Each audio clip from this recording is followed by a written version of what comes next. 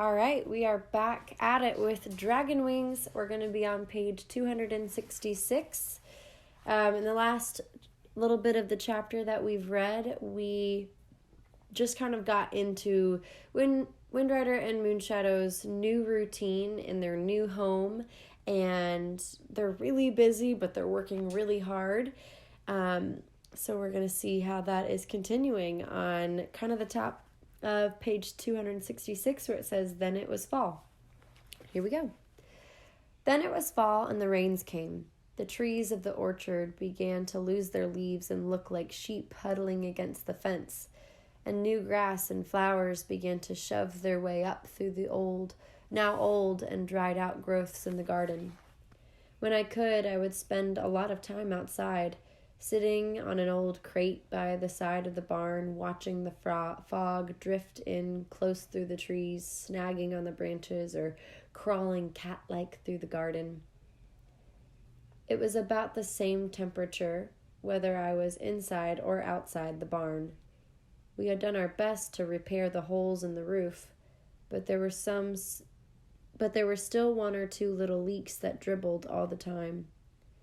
We had no spare money to replace the broken panes of glass in the windows, but we did the next best thing by taping some heavy paper over the holes and oiling the paper so it became translucent.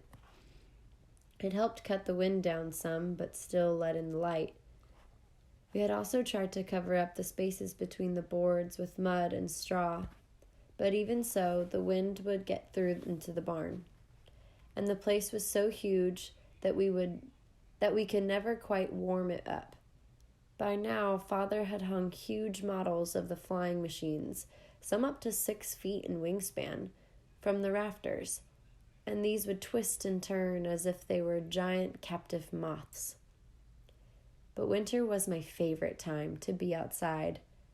On those special days when the rains had stopped and the fog had burned away, the air had been washed clear of any soot or dust or smoke, and the whole world seemed fresh and crystal sharp. I could look out then and see the city of Oakland lying stretched out at the foot of our hill, all the houses looking like toy blocks. And beyond Oakland was the bay, smooth as a pane of green glass. On any sunny day, you would see sailboats gliding over the surface, leaving fine white lines behind them that were their wakes. Their sails would belly out full and white before the wind, and the breeze would rise up from the bay, cool and salty, passing over the hissing grass. And beyond the bay was the city, the only city as far as I was concerned. In the next 3 years, I watched as much of it In the next 3 years, I watched as much of it was restored. The ships would lie at anchor by the wharves like lazy water bugs. You could see the streets tittling the skyward and the houses scattered over them like vari-colored beads, and the brightest cluster of beads was the Tang people's town. It was as if the earthquake had only been a bad dream. But if the view in the daylight was good, the view by moonlight was even better. Then all the lights in the houses burned. Below our hill, the lights of Oakland would gleam like a cloud of fireflies, and the wrinkling waters of the bay would turn to quicksilver under the moon. And beyond the bay, beyond even the ships with the lights hung on their sides, would be the lights of San Francisco, thousands and thousands of kerosene or gas lamps glittering like the gold scales of a serpent. It was like a river of light, and each light represented a person or maybe several people, the lights of their homes or the street lights outside them. And I did not think of them as scrambling for money or being stupid or malicious. It was as if they had each become a tiny star shining in the darkness. I had found my mountain of gold after all. And it had not been nuggets, but people who made it up. People like the company and the Whitlaws I had not realized until I had left it that I had been on the mountain of gold all that time. And somehow, being on our hillside, I felt above it all now, somehow freer and purer, working toward the fulfillment of Father's dream. Somehow, all the worries and fears of the past seemed small and petty now.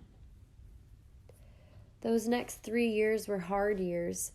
I was cold sometimes. I was hungry other times. I was tired most of the time. But I cannot say I was really unhappy, only uncomfortable. All about me, I had Father's dream taking visible form. First in the pictures and the articles he had taped to the walls, then in the models and the diagrams he began to hang up, and finally in the skeleton of the flying machine itself, which he began to construct with light wooden poles. And on 3 Sundays out of the month, there were trips to the Whitlaws. At first I had felt sorry for Miss Whitlaw, but I should have realized there was nothing that could faze that lady. She had her stained glass window carefully wrapped in cloth and brown paper inside a box that Father had built for her. And she always had her stereopticon and slides, and some of her books. Some Sundays, though, they would come to visit us and help fly Father's huge model gliders. They were as thrilled as Father's progress as we were. And when we began to actually build the aeroplane, they made a point of coming down with an already fixed cold supper and helping us. But though they called it the aeroplane, or sometimes the flying machine, Father and I always thought of it as Dragonwings. It took 3 years to build Dragonwings, because we never seemed to have much money to go around. We were still sending money home to my mother, and because we had to learn by trial and error how to build the frame and stretch the canvas over it. But by the end of summer of the demon year of 1909, we were ready. Father once tried to explain to me just how the aeroplane was supposed to work, but I never did follow much of it, though I do remember the shape. The aeroplane had no solid body. It was only an empty frame, about 20 feet long, 4 feet high in the front, and angling up in the back to only about a foot. The canvas-covered wings, which were 40 feet long and 6.5 feet wide, were on top of the frame's center.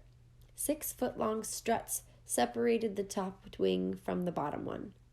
There was no cockpit, as there was in modern flying machines. The pilot lay flat on his stomach in the bottom wing. To his right, also on the wing, was an engine, which powered the two propellers by a gear and sprocket system like the one on a bicycle. The propellers faced to the rear, pushing the aeroplane forward rather than pulling it. In front of the flying machine was a pair of smaller wings, about 4 feet long and about a foot apart, which the Wrights called horizontal rudders. Future aeronauts would call these little wings elevators, because they forced the aeroplane up and down in the air. The little wings could be tilted upward or downward. When they were aimed upward, they sent the wind at an angle around and through the rest of the aeroplane, so the machine would go up. When the front edges were aimed toward the ground, the machine was directed downward. Father handled these with the control held in his right hand. In the rear of the frame was another set of wings, also about 4 feet long and a foot apart, but these rose vertically rather than horizontally. The vertical rudders allowed the aeroplane to make a level turn to the left or to the right. But an aeroplane can also turn in another way once it is in the air, and that way is also called banking. As the Wrights wrote Father, banking had always been a problem for earlier aeronauts who had tried to do that simply by shifting their weight around inside the aeroplane. The Wrights had solved the problem by controlling the shape of the wings. Orville had told Father to think of a box from which both ends had been cut and which Father was holding in his hands, his left hand holding the top forward corner and rear lower corner of one end, and his right hand holding the top rear corner and the forward lower corner. If Father moved his left hand downward and moved his right hand upward, the top and bottom of the box would twist or warp. The front left edges of the top and bottom of the box would curl downward, while the front right edges of the top and bottom would curve upward. If this happened to the two wings of the aeroplane, the two sides of the aeroplane's wings would be presented at different angles to the wind. As a result, the left sides of the wings would rise and the right sides would dip, flying faster than the right sides, so that the aeroplane would bank to the right. That is, the aeroplane would seem to pivot on the right sides of its wings and turn to the right. The wings would be warped in an opposite way, of course, so that the airplane would bank to the left. Father built controls for the vertical rudders and the warping mechanism of the wing and following the designs of the rights. Since there was neither seat nor seat belts, Father had to hold on to the flying machine with his left hand. The only way Father could control both the rear rudders and the curving of the wings was with a kind of hip cradle. By moving his hips left or right inside the wooden cradle, he could make the machine turn either left or right. But, of course, he could not make a level turn to the left or right that was separate from banking to the left or the right, as you can in a modern flying machine. Father's own improvement on the Wright's original design was to put 4 wheels on the bottom of the frame's center. If the flying machine and the control system sound funny, you have to keep in mind that these machines were among the first ever built. It was hard to believe when you saw a picture of the Wright's flying machine that it could really fly. It was mostly a skeleton of wooden poles with canvas stretched only cut over the wings. It seemed like a rather flimsy thing to trust your life to, as it was not much better than a big kite. Our motor was only about 12 horsepower, which we thought very powerful for in 1903. The Wrights had hunted both in this land and in the other demon lands over the seas for a lightweight engine producing some 12 horsepower, and they had been unable to find one. They had to build their own. Fortunately, engines of the kind we needed were now available, but they were expensive. We had to dip heavily into our savings. And of course, the propellers had to be carved exactly according to the Wright's tables. That was a headache, believe me. Somehow we did it. Neither the costs nor the troubles we met during building Dragonwings could stop us. Finally, there came the day, near the end of August, when Father announced that we were ready. It was a good thing we finished it when we did, because we were just about broke. We had tried to pay our rent, food, expenses, and money for Mother out of our earnings. But little by little, we had to dip into our savings until we had only enough to pay the rent for next month and hire a team of horses and a wagon to haul Dragonwings up to the top of our hill and fly it. Even though Dragonwings did have wheels, we needed to carry it in a wagon because its wheels would have sunk into the ruts in the road, and its wings, brushing the ground, might have gotten torn or even broken. If that test flight worked, we'd borrow money somehow and do it a second time, but for an audience of paying spectators. And with the money from that, we'd pay our rent for the next month and hire another team of horses and fly at some county fair near here, and so on. To be honest, it did not sound like much of a plan to me. Father was more of a mechanical artist than a businessman. He wanted so badly to fly that it never occurred to him that people might not pay to see him fly. Sometimes people want a thing so much that they lose their common sense. But if Father had been practical, he probably would not have been trying to fly in the first place.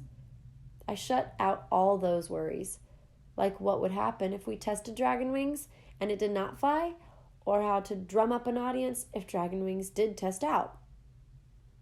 And that's where we're going to pause. We're going to see how it actually tests out next time in Dragonwings.